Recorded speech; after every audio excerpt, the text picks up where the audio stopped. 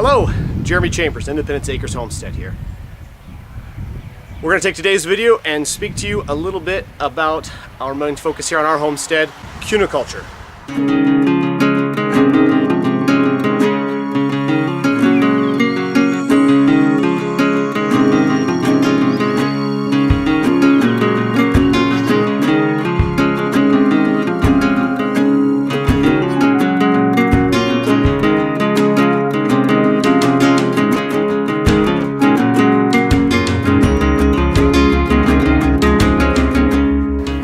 I know you're looking at me and saying, what's cuniculture?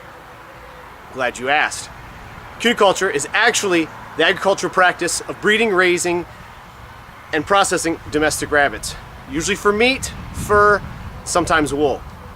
Now this differs a lot from just raising a couple rabbits here and there for pets. This is specifically the practice of raising rabbits for byproducts, such as meat and fur. Now, you're asking me, why that word? Well, it actually comes from a Latin word, which is cuniculus. And that is Latin for burrow or channel. And it's actually what these guys lived in the wild. Also, in Old English, there's a word that some people might find strange to use for rabbits. In Old English, and you can check this by looking this up in the Webster's Dictionary, the word coney actually means rabbit. Now, if you're from the area that we are in southeastern Michigan and I say coney, the word that comes to mind has nothing to do with rabbits. It's usually a hot dog with chili and onions and mustard. But believe it or not, in parts of the world, these guys are known as conies. All right, now we're going to go over just a little bit of history of cuniculture. Cuniculture kind of has a little bit of a cloudy history. We're not sure exactly where the roots began. But you know, in the past, some have traced it to an edict from Pope Gregory I, who actually proclaimed in the year 600 that rabbit was not meat and therefore could be eaten during Lent. However, you know, sorry to burst anybody's bubble, but recent research has shown that this is a complete fairy tale that may have had a little bit of truth to it. It's known that rabbit raising was very popular and common starting around that year in Italy, Spain, France, and other southern European countries.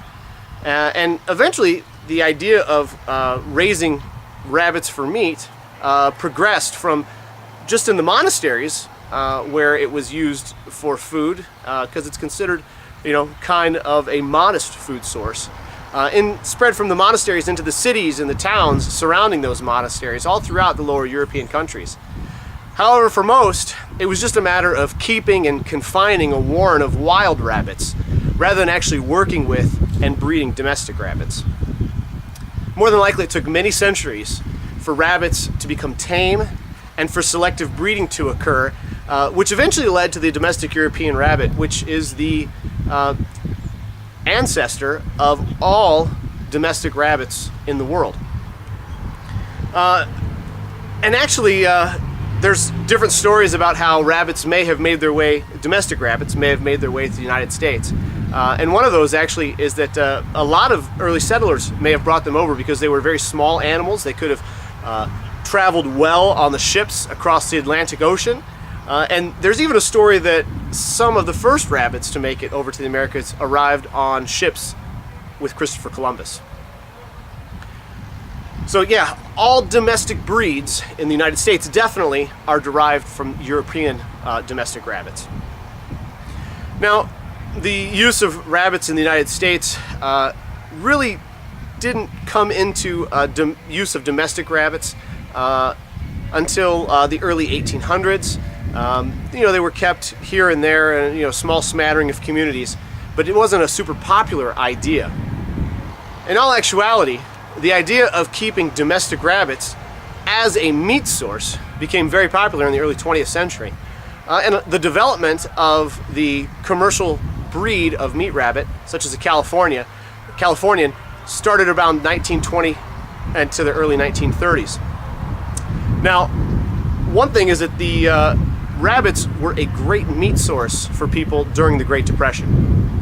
It was commonly used as a domestic animal, but also, the wild animals were hunted because, well, they were pretty plentiful in the area.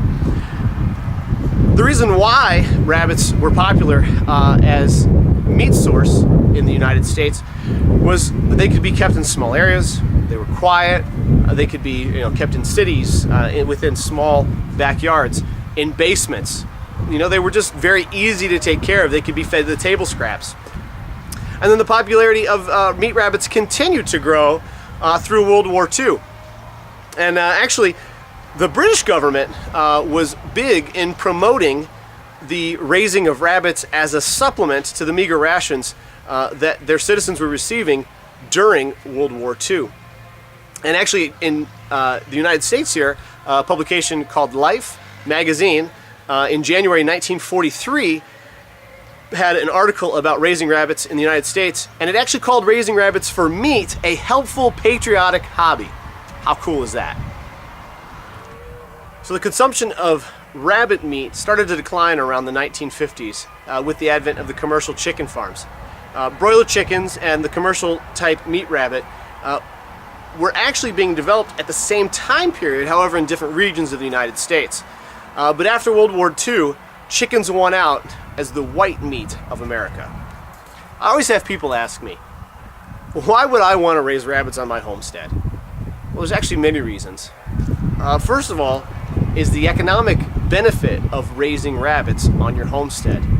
Now, if you are able to secure a quality doe, 2 or 3 quality doe and a quality buck, some good breeding stock, such as a commercial type, New Zealand, Californian, and there's actually a few other breeds that can produce at the same rate, you could potentially put anywhere from 200 to 250, even up to 300 pounds of meat into your freezer in 1 year. Now, depending upon how you choose to raise your rabbits as far as feeding goes, it could be very inexpensive. You can raise them just grazing them on grass throughout the spring and summer and fall months. And while grazing can be a good way to raise your rabbits in an economical way, you might not always get the growth rates that you're expecting. They might be limited to being able to reach their 5 pounds of live weight at between 4 and 6 months, rather than the 2 to 3 months growth that you might see using a commercially made pellet based on alfalfa and grains. There's really no wrong way to feed your rabbits other than by feeding them too much sweets. How do you know that carrots are good for your eyes? I don't know, how? Because you never see rabbits wearing glasses. Point of fact, carrots are not the best things to give your rabbits to eat. Carrots can actually cause severe stomach distress for rabbits because of the amount of sugar in them. So, save carrots for treats only. Some people might say that rabbits are pets. I'm not going to disagree with you there. Rabbits make great pets. Even the ones we raise specifically as meat rabbits make wonderful pets. We've sold many as pets.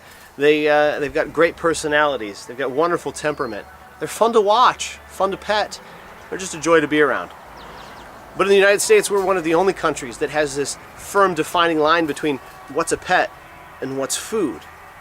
Throughout the rest of the world, especially in Europe, Africa, and China, rabbit is seen as a delicacy. It's seen as one of the only possible meat sources that they might have, especially in Africa.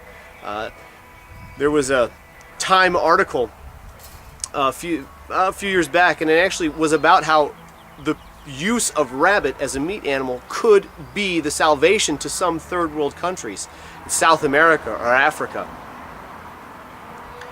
When it comes down to it, rabbits are wonderful meat.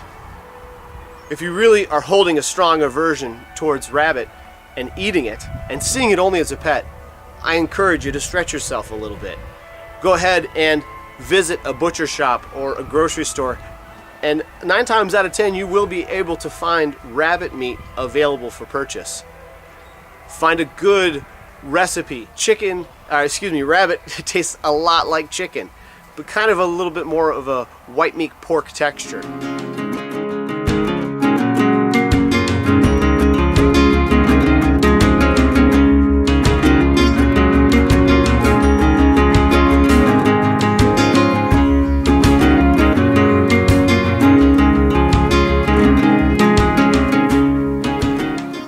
thank you for joining us today. Thanks for taking the time to watch the video and understanding a little bit more about the history and the whys of cuniculture. Until next time, thank you and God bless.